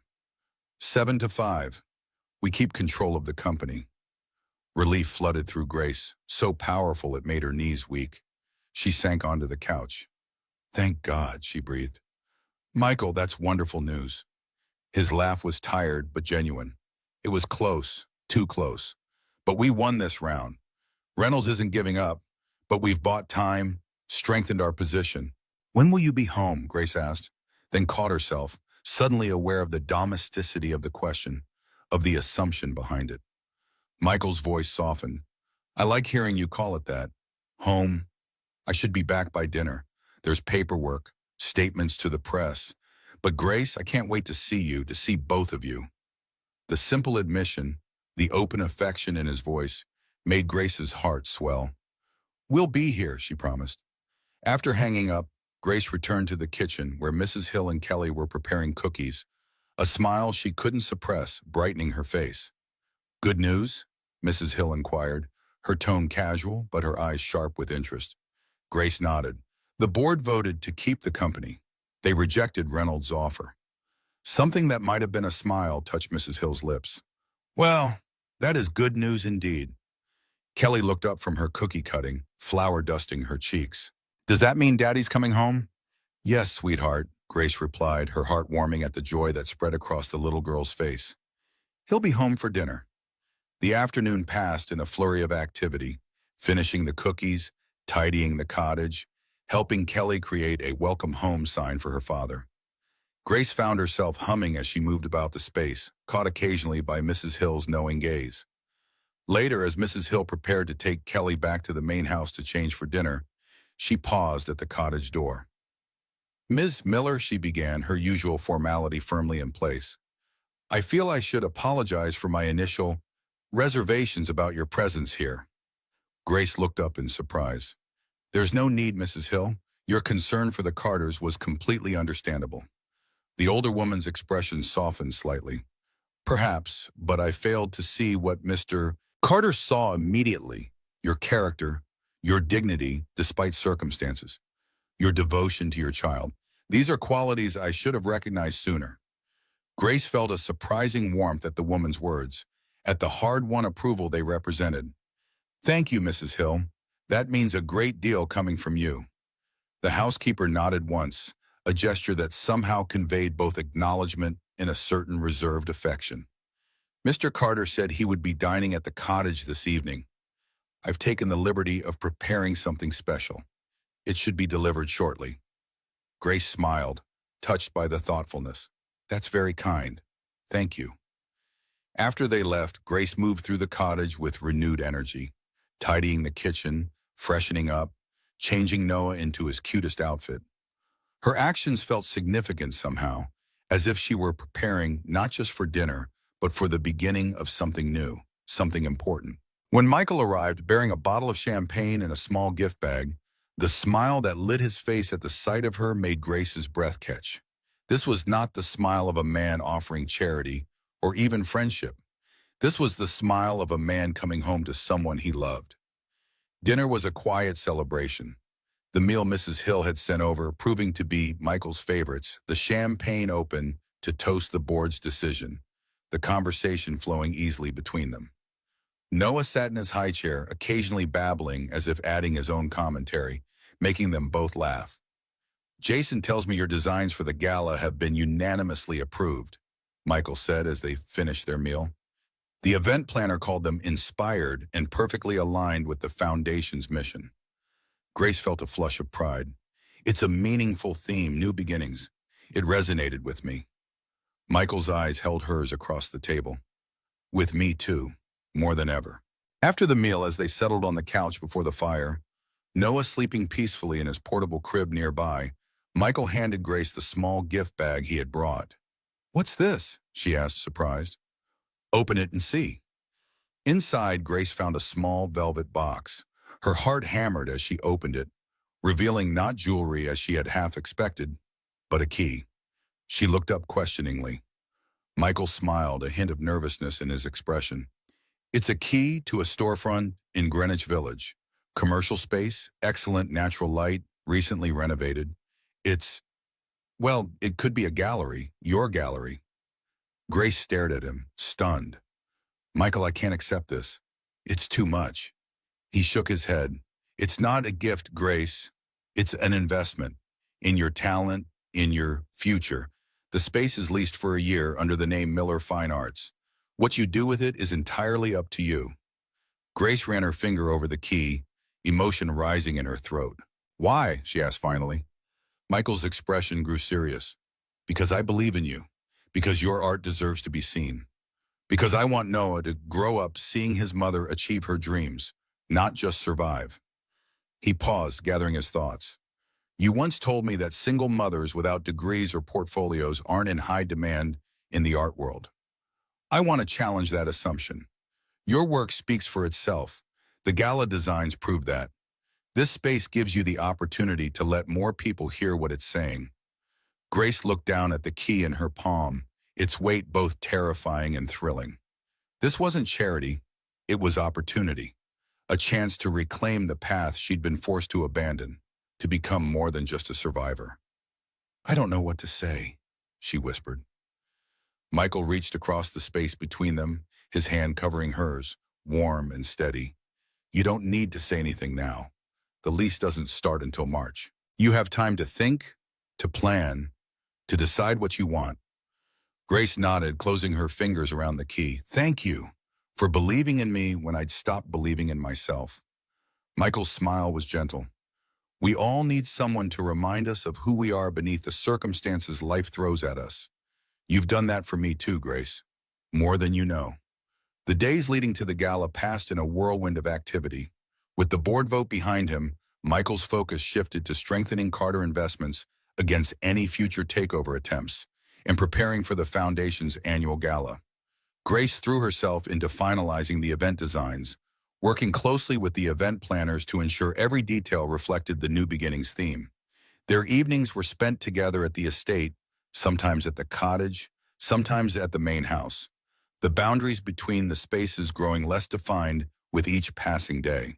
Kelly thrived in the expanding family unit, her attachment to both Grace and Noah deepening, her laughter filling the rooms that had once echoed with silence after her mother's death.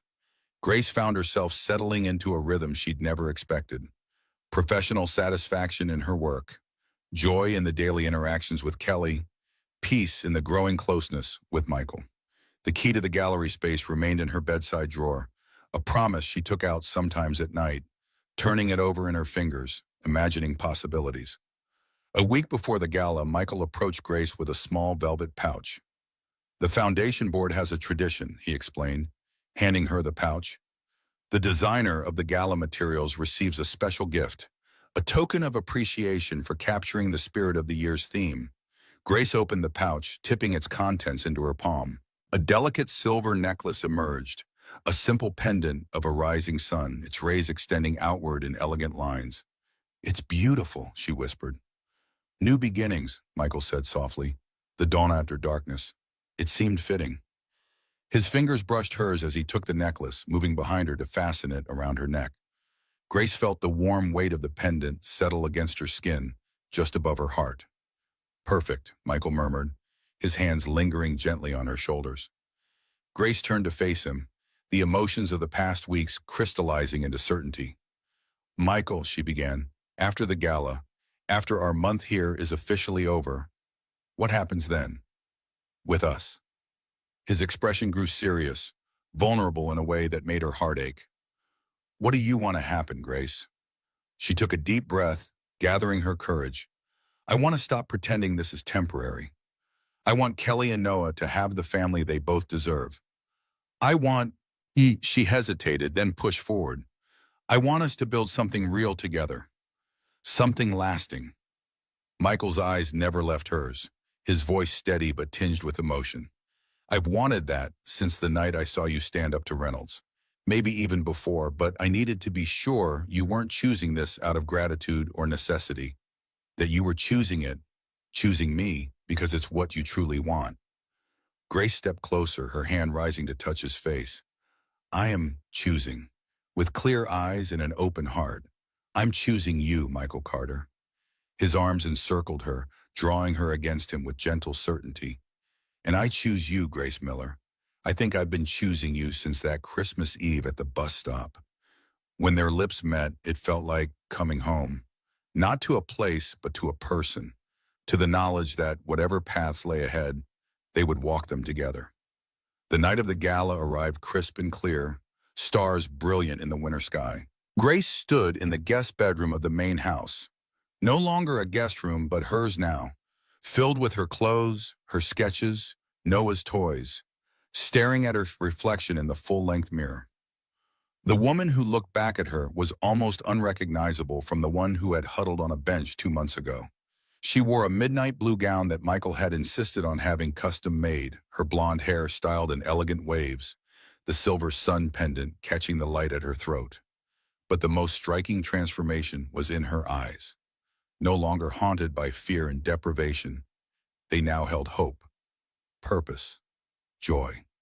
A soft knock came at the door. Mrs. Hill entered, her expression softening at the sight of Grace. "You look beautiful, my dear," the older woman said, abandoning her usual formality. "Mr. Carter asked me to give you this." She held out a slim jewelry box. Inside, Grace found another necklace. This one a simple silver star on a delicate chain. "It was Sarah's, Mrs. Boz," Hill explained gently. "She wore it to every foundation event. Mr. Carter thought she would want you to have it now." Grace touched the star with trembling fingers, overwhelmed by the significance of the gesture. Michael wasn't asking her to replace Sarah, to erase his past. He was honoring what had been while embracing what could be, a continuation rather than a replacement. Mrs. Hill, Grace said softly, would it be inappropriate to wear both, the sun and the star? The older woman's eyes glistened suspiciously. I think it would be perfect. The sun for your new beginning, the star for the light that guided you here. Mrs. Hill helped Grace remove the sun pendant, then fastened the star around her neck. Once it was secure, she reattached the sun on a shorter chain so that both pendants lay against Grace's skin, complementing rather than competing. There, the housekeeper said, her voice rougher than usual. Perfect. Downstairs, Michael waited in the foyer, handsome in his tuxedo, his expression transforming to one of wonder as Grace descended the stairs. His eyes moved from her face to the pendants at her throat, understanding dawning in his gaze. You are breathtaking, he said simply when she reached him. Grace touched the star, then the sun. Thank you for this, for everything. Michael took her hand, raising it to his lips. Tonight is about new beginnings, he said, about honoring the past while embracing the future. Kelly, stunning in a child-sized gown of pale pink, bounced excitedly nearby. Noah was already asleep upstairs under Mrs. Hill's watchful care. The foundation gala was no place for an infant, but Michael had promised a special family celebration the next day, the official end of Grace's month at the cottage, the beginning of their life together. The drive to New York passed quickly, filled with Kelly's excited chatter about the party, about seeing her father's colleagues, about staying up super late like a grown-up. Grace watched the passing scenery, the city lights growing brighter as they approached, reflecting on how much had changed since she had last seen the skyline. The gala venue was magnificent, a historic ballroom transformed by twinkling lights, flowers, and the design elements Grace had created. Her work was everywhere, the New Beginnings logo she had designed adorning programs, projections, table settings. The sight of her vision realized on such a scale, filled her with pride. Michael kept her close as they entered, his hand warm at the small of her back. Heads turned, whispers followed, but Grace held her head high. She was not ashamed of their story, of how they had found each other, of the love that had grown between them. The evening unfolded in a series of introductions, conversations, moments of beauty. Michael's colleagues were polite if curious, the foundation board members warm and welcoming. Grace found herself genuinely enjoying the gala, appreciating the opportunity to see the charitable work Michael had built, to understand this part of his life. As they circulated among the guests, Michael was called away briefly to speak with a major donor. Grace stood near one of her design displays, admiring how the lighting enhanced the imagery, when a familiar voice spoke behind her. Well, if it isn't the Christmas miracle herself. Grace turned to find Victor Reynolds watching her, champagne glass in hand, his expression coldly amused. Mr. Reynolds, she acknowledged, keeping her voice steady. I'm surprised to see you here. His smile didn't reach his eyes. I make a point of keeping my enemies close, Miss Miller. Besides, I wouldn't miss the debut of Michael Carter's latest acquisition. Grace felt anger rise within her, but kept her expression neutral. Is that how you see relationships, Mr. Reynolds? As acquisitions? As business transactions? That explains a great deal about your tactics. Reynolds' smile faltered slightly. You think you know me based on business decisions? On strategies to maximize profit? I know you see people as means to ends, Grace replied calmly, as tools to be used rather than individuals to be respected. I know you offered me a position not because you valued my skills, but because you thought it would hurt Michael. That tells me everything I need to know about your character. Reynolds studied her, something like surprise flickering in his eyes. You're more perceptive than I gave you credit for, Ms. Miller. But you're naive if you think what you and Michael have is anything but temporary. Men like him don't marry women they find on street corners. Grace felt the barb hit its mark, old insecurities stirring. But she pushed them aside, finding strength in what she knew to be true. Men like Michael, she said quietly, see beyond circumstances to character, beyond appearances to essence. That's why he'll always be a better man than you, Mr. Reynolds. and why he'll always win against you in the long run. Before Reynolds could respond, Michael appeared at Grace's side, his expression darkening as he recognized the other man. "Reynolds," he said coldly, "I don't recall seeing your name on the guest list." Reynolds smiled thinly. "Consider it a gesture of goodwill, Michael. I wanted to personally congratulate you on the board's decision. This round, at least." Michael's arm slipped around Grace's waist, a gesture both protective and possessive. "There won't be another round, Victor. The shareholders have been fully briefed on your tactics, on what your takeover would mean for the company, for the foundation. You've lost this fight." Reynolds' expression hardened. "We'll see," he said simply, then turned to Grace. "It was educational meeting you properly, Ms. Miller. I suspect we'll cross paths again." As he walked away, Grace felt tension she hadn't realized she was holding released from her shoulders. "Are you okay?" Michael asked softly. "What did he say to you?" Grace shook her head. "Nothing important, nothing true." Michael studied her face, concern in his eyes. "Grace, if he threatened you, if he said anything—" She placed a finger gently on his lips, stopping his words. "He tried to make me doubt you. Doubt us. He failed." The worry in Michael's expression melted into something warmer, deeper. "Reynolds believes everyone has a price, that everything is transactional," Michael said quietly. "He can't comprehend relationships built on something other than advantage. I almost pity him." Grace leaned into Michael's embrace, drawing strength from his steadiness. "It's a cold way to live," she agreed. "Never trusting, never connecting, always calculating." Michael's arm tightened around her waist. "I have something I want to share with you," he said, guiding her toward a quieter corner of the ballroom. "Something I've been thinking about since the board vote." Curious, Grace followed him to a small alcove where the sounds of the gala were muffled, creating a bubble of privacy amid the crowd. "What is it?" Mighty Nundy asked. Michael took both her hands in his expression serious but tinged with excitement. "I'm restructuring Carter Investments, creating a new division focused on art investment and promotion, discovering new talent, supporting emerging artists, creating galleries in underserved communities. The board approved it yesterday." Grace's eyes widened. "Michael, that's wonderful, but why are you telling me like this, like it's a secret?" His smile was warm, slightly nervous. "Because I want you to run it, Grace, to be its director. Your gallery would be the flagship, but you'd be responsible for the entire division, mentoring other artists, creating opportunities, building something meaningful." Grace felt the air leave her lungs. This wasn't just a gallery space. This was a career, a purpose, a chance to help others who had been overlooked or abandoned by traditional art institutions. I don't have the experience," she stammered to him. "The credentials." "You have the talent," Michael interrupted gently. "The vision, the understanding of what it means to be excluded, to have doors closed. Who better to open those doors for others?" Grace's mind raced, possibility unfurling before her, not just her own success, but the chance to lift others, to create pathways where none had existed. "You believe I could do this?" she asked, her voice barely above a whisper. Michael's gaze was steady, certain.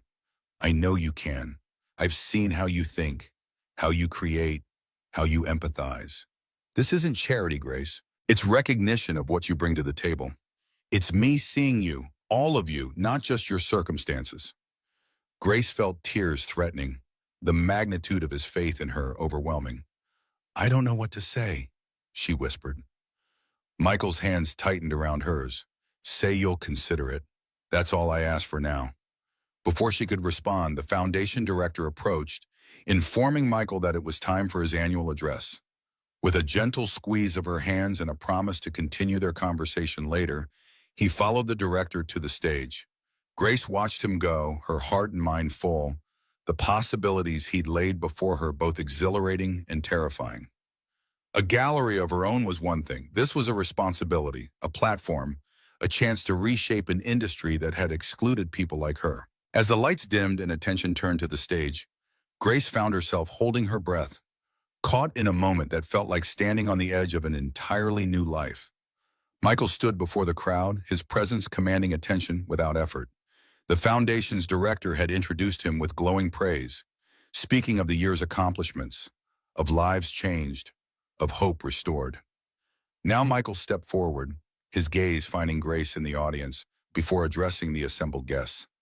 This year's theme, New Beginnings, is deeply personal to me, he began, his voice carrying clearly through the hushed room. 2 months ago, on Christmas Eve, my daughter Kelly and I encountered a young woman and her infant son at a bus stop. They had nowhere to go, no one to turn to. What happened next changed all our lives. Grace felt every eye in the room turn to her, but she held her head high, unashamed of her past, proud of her journey. That night taught me that new beginnings often come disguised as endings, Michael continued. That hope can be found in the darkest moments. That family isn't always defined by blood, but by love, by choice, by the courage to open your heart again. He turned to Grace, his gaze holding hers across the crowded room. Grace Miller taught me that. She and her son Noah showed me that loss doesn't have to be the end of the story, that second chances are possible, that love can bloom in the most unexpected circumstances. His words touched something deep within Grace, validation not just of their relationship, but of her worth, of her journey, of everything she had endured to reach this moment. The foundation exists to create new beginnings for those who need them most, Michael concluded, to offer not just assistance, but dignity, not just resources, but respect, not just charity, but genuine opportunity. That mission has never felt more meaningful to me than it does tonight. The applause that followed was thunderous, but Grace barely heard it. Her focus remained on Michael, on his eyes finding hers across the room, on the love reflected there. The remainder of the gala passed in a blur of emotions, dancing in Michael's arms, accepting congratulations on her designs, fielding curious but mostly kind questions about their unusual meeting. Through it all, Michael remained by her side, his presence steady, his hand often finding hers as if he couldn't bear not to touch her, not to reassure himself of her presence. As midnight approached, they slipped away from the celebration, Kelly sleepy between them as they made their way to the waiting car. The little girl fell asleep almost instantly as they began the drive back to the city, her head resting against Grace's arm, one small hand still clutching her fancy party favor. "She adores you," Michael said softly, glancing at his daughter. "You've brought something back to her life that I couldn't provide alone." Grace brushed a gentle hand over Kelly's curls. "She makes it easy to love her." Michael's eyes met hers in the dim car interior. "And me? Do I make it easy?" The vulnerability in his question made Grace's heart swell. "No," she answered honestly. "Loving you is terrifying, because it matters so much, because losing it would hurt too deeply." "And yet," he prompted, "and yet I do. Love you with everything I am." His hand found hers in the darkness, fingers intertwining. "I love you too, Grace Miller. I think I have since that night on the bench, though I didn't recognize it then." The city lights reflected in the car windows, painting patterns across their joined hands. In the back seat, Kelly slept peacefully, untroubled by the adult's quiet declarations, by the weight of the moment unfolding around her. "What happens now?" Grace asked softly. "Tomorrow is officially the end of my month at the cottage." Michael's smile was gentle, certain. "Tomorrow is the beginning of the rest of our lives together, if that's what you want." "It is," she whispered, "more than anything." They arrived at the penthouse, Michael carrying Kelly inside while Grace followed. After settling the sleeping child in her room, they found themselves drawn to the balcony, despite the cold. Snow had begun to fall, gentle flakes drifting in the night air, settling on the city below. Michael stood beside Grace, watching the snow, his expression thoughtful. "I had planned to do this at the cottage tomorrow," he said finally, "to bring everything full circle, but I don't want to wait any longer." He reached into his pocket and withdrew a small velvet box. Grace's breath caught as he opened it to reveal a ring.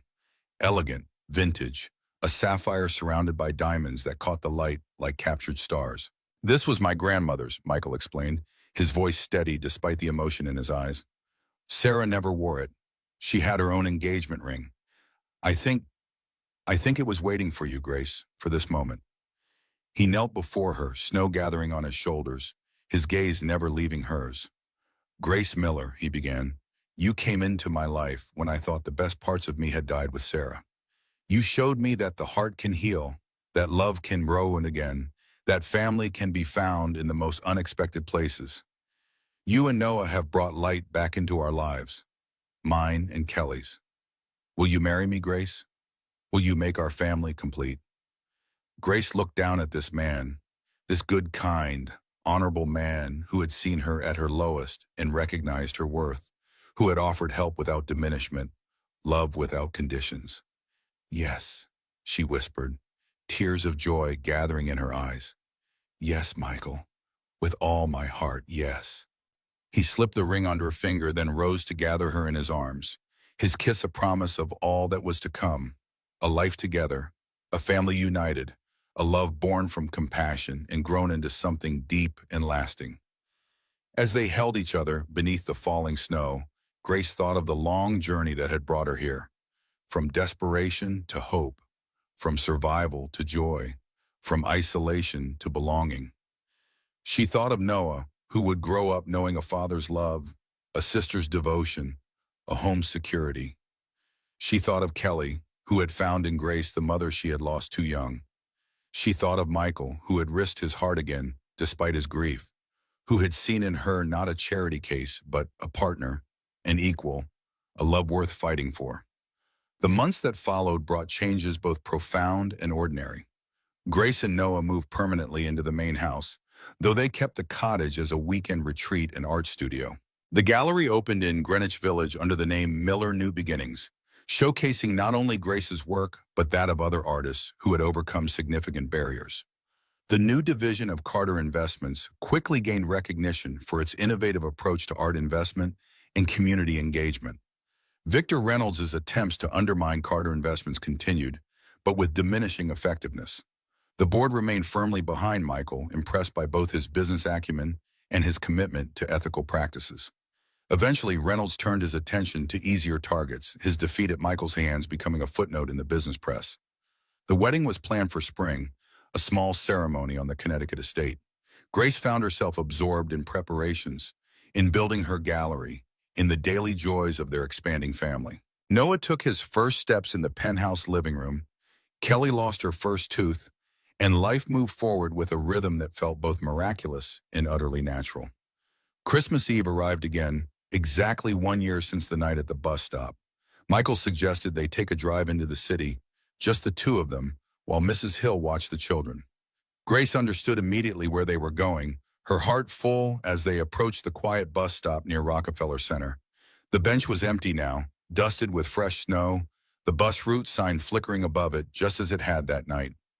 Michael took Grace's hand as they stood looking at it, both lost in memories of how their story had begun. I almost kept walking, Michael admitted quietly. If Kelly hadn't insisted, Grace squeezed his hand, but she did, and you listened, and here we are. They stood in silence for a moment, snow falling gently around them, the sounds of the city muffled by winter. I want to do something, Michael said suddenly. A tradition, maybe, to remember. He explained his idea, establishing a program through the foundation to provide emergency housing on Christmas Eve for homeless families, ensuring no one would spend the holiday as Grace and Noah had a year ago. Each family would receive not just shelter, but opportunities, education, job training, childcare, whatever they needed to rebuild. We'll call it the Bench Project, he suggested, a reminder that sometimes the most important journeys begin in the most unexpected places. Grace felt tears gather, the generosity of his vision touching her deeply. It's perfect, she whispered, a way to transform what happened to us into hope for others. They returned to Connecticut that evening to find the house aglow with lights, Kelly and Noah waiting excitedly with Mrs. Hill. The children had spent the afternoon making snow angels in the yard, and Kelly insisted on showing their creations before dinner. Hand in hand, the family walked through the snowy grounds to a clearing where 4 perfect snow angels lay side by side, 2 large, 2 small, their wings touching to form a connected whole. Look, Kelly exclaimed proudly, it's all of us. Michael lifted Noah onto his shoulders, the toddler's delighted laughter ringing in the crisp air. Grace watched them, this family that had formed against all odds, this love that had grown from a single act of compassion. Christmas morning dawned clear and bright. The Connecticut estate glowed with holiday decorations, with warmth, with the unmistakable aura of joy. In the main house living room, before the towering Christmas tree, the family gathered, Michael and Grace, Noah toddling now with tentative steps, Kelly bouncing with excitement as she distributed gifts. When Hill moved quietly among them, her usual reserve softened by genuine affection, by her acceptance of the family that had formed before her eyes. Grace wore a simple cream sweater, her engagement ring catching the light with every movement, her hair loose around her shoulders. She sat beside Michael on the couch, watching as Kelly helped Noah unwrap a colorful toy, the children's laughter filling the space with music more beautiful than any Christmas carol. "What a difference a year makes," Michael murmured, his arm around her shoulders, his eyes full of wonder. Grace leaned into him, gratitude overwhelming her for a moment. "From that bench to this moment," she agreed softly. "Sometimes I still can't believe it." "Believe it," Michael replied, pressing a kiss to her temple. "This is real, Grace. This is home. This is forever."